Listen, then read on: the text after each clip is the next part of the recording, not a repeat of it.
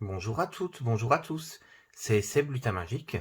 Donc je vous retrouve aujourd'hui pour vous présenter l'oracle Histoire de sorcière. Donc il a été pas mal vu, mais ça me tenait à cœur de le présenter également, parce que j'aime beaucoup tout ce qui est univers des sorcières, des sorciers, des elfes, des fées. Donc du coup, je pouvais pas passer à côté. Donc comme le tarot Histoire de sorcière, donc il a été fait par Deborah Blake, il a été illustré par Elisabeth Alba. Donc Elisabeth Alba a fait des illustrations qui sont magiques. Elles sont divines, je trouve. Il y a des ressemblances un petit peu avec les illustrations du tarot Histoire de sorcière. On retrouve notamment par exemple les magiciens, les sorcières, les chapeaux pointus, les balais, les chats, d'autres animaux improbables. Donc on va regarder ça. Donc le livret qui comporte 126 pages. Donc vous avez la page de garde. Ensuite vous avez une note à propos de l'auteur, donc Deborah Blake, donc juste ici. Ensuite, à propos de l'artiste, qui est Elisabeth Alba. Ensuite, vous avez le sommaire, donc avec l'introduction, le chapitre 1, donc comment utiliser le jeu, le chapitre 2, la division des cartes, le chapitre 3, la progression des cartes, le chapitre 4, quelques tirages simples, et le chapitre 5, les cartes. Donc sachant qu'il y a des cartes de terre, d'air, de feu et d'eau. Et ensuite, comment compléter le jeu avec le tarot Histoire de sorcière. Donc, il présente le jeu Histoire de sorcière. Donc, c'est juste à la fin. Je vais vous montrer tout de suite. Donc, voilà. Par le même auteur. Alors, il est en papier glacé. Il est illustré en couleur. Donc, il comporte, comme je vous disais, une brève introduction. Ça présente les objectifs de cet oracle. Ensuite, vous avez une présentation donc des chapitres et le message des 40 cartes. Après, les cartes sont divisées, comme je vous disais, en 4 catégories. Donc l'eau, l'air, le feu et la terre. Donc chaque fois par 10. Donc vous avez 10 cartes pour la terre, 10 cartes pour le feu, 10 cartes pour l'air et 10 cartes pour l'eau. Alors les cartes numéro 1, ça représente tout le temps l'élément de la famille, la signification générale. Ensuite, les cartes numéro 2. Donc quelle que soit la catégorie, ça vous représente l'introspection, le travail intérieur, le lien avec les éléments respectifs. Ensuite, la carte 3, donc c'est les cartes qui invitent à la méditation, à la réflexion. Les cartes qui portent le numéro 4, donc c'est les cartes qui invitent à utiliser l'élément de chaque famille pour instaurer un changement positif. Donc par exemple, pour la carte de la Terre, ça vous invite à vous ancrer. Ensuite, les cartes numéro 5, donc c'est pour se tourner vers la magie des éléments. Les cartes numéro 6, pour s'inviter à l'action. Par exemple, semer des graines pour les cartes de la terre, apprendre des expériences avec la carte de l'air. La carte numéro 7, enfin les cartes numéro 7, donc c'est pour inviter à la persévérance et au lâcher prise. Les cartes numéro 8, pour inviter à l'affirmation. Les cartes numéro 9, c'est un approfondissement des éléments. Et les cartes numéro 10, donc là, cette fois, c'est les cartes de récolte, les cartes du travail accompli, de l'accomplissement.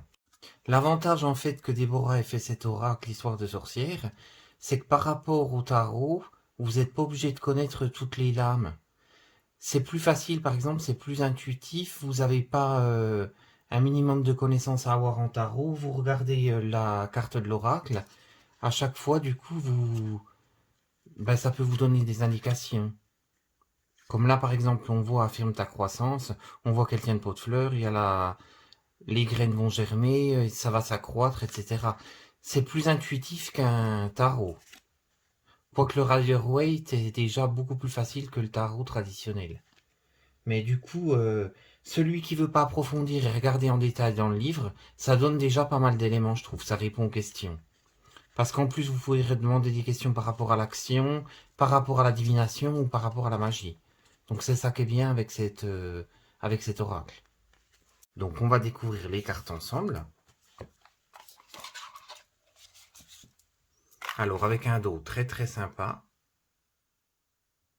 avec une plume pour représenter l'air, une branche pour représenter la terre, une flaque, un genre de flaque pour représenter l'eau, et une flamme pour représenter le feu, donc sur un fond étoilé avec le ciel. Donc les cartes de terre, vous avez connecté à Gaïa,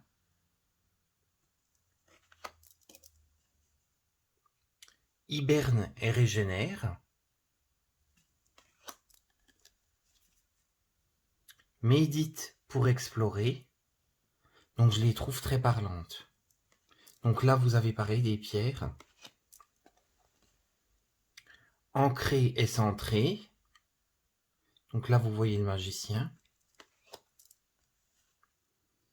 magie de la terre, sème les graines, donc pour récolter plus tard, force et résilience, affirme ta croissance, prospérité et abondance,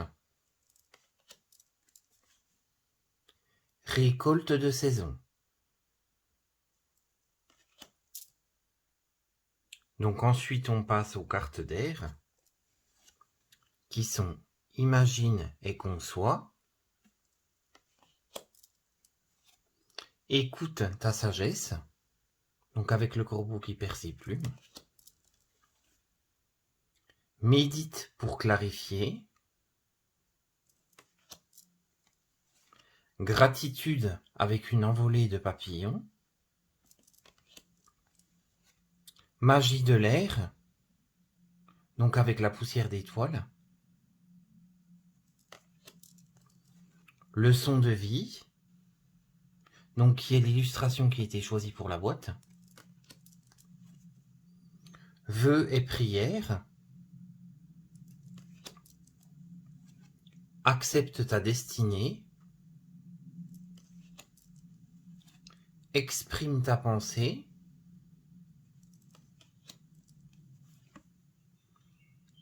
et transformer et changer. Donc là, on va passer aux cartes de feu, donc qui sont soleil et étoile pour la première carte, donc représentée par le soleil. Il y a la lune en dessous, le chat qui regarde dans sa lunette. Accepte l'amour avec la potion de la sorcière. Médite pour créer, donc l'artiste peint avec des flammes. Inspiration et courage. Magie de feu, donc une boule de feu que la sorcière a entre les mains. Cède à la passion, donc avec une envolée de papillons et une qui se dirige vers le ciel et le petit chat qui essaye de les attraper. Sa robe qui est un peu une robe de feu. Donc poursuis tes rêves. Donc on le voit pensif regardant une étoile filante. Guérison du cœur. Donc ils sont au coin du feu et il la réconforte, pardon. Distribue l'amour. Et enfin la dernière carte du feu qui est joie et plaisir. Après donc on va partir aux cartes d'eau. Donc qui sont eau salvatrice pour la première carte. Purifier corps et âme pour la deuxième. Médite pour apaiser. Donc on voit le mage dans l'eau, qui est en pleine réflexion, qui est en pleine relaxation. Changement et progrès. Magie de l'eau avec la fontaine au dauphin. Et le petit chat qui joue avec un poisson. Active-toi, donc pour la carte numéro 6. Porté par le courant, donc pour la carte numéro 7, avec la sorcière qui est pensive, qui est dans une barque. Changement positif pour la carte numéro 8.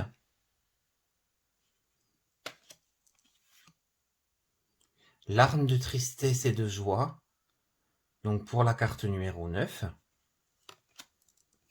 Et enfin la dernière carte qui est renaissance et réinvention.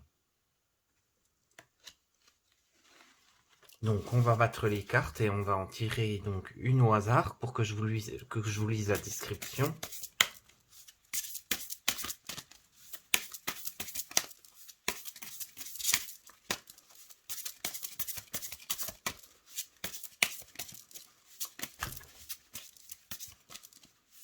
C'est pas le moment que je vais mettre tout par terre.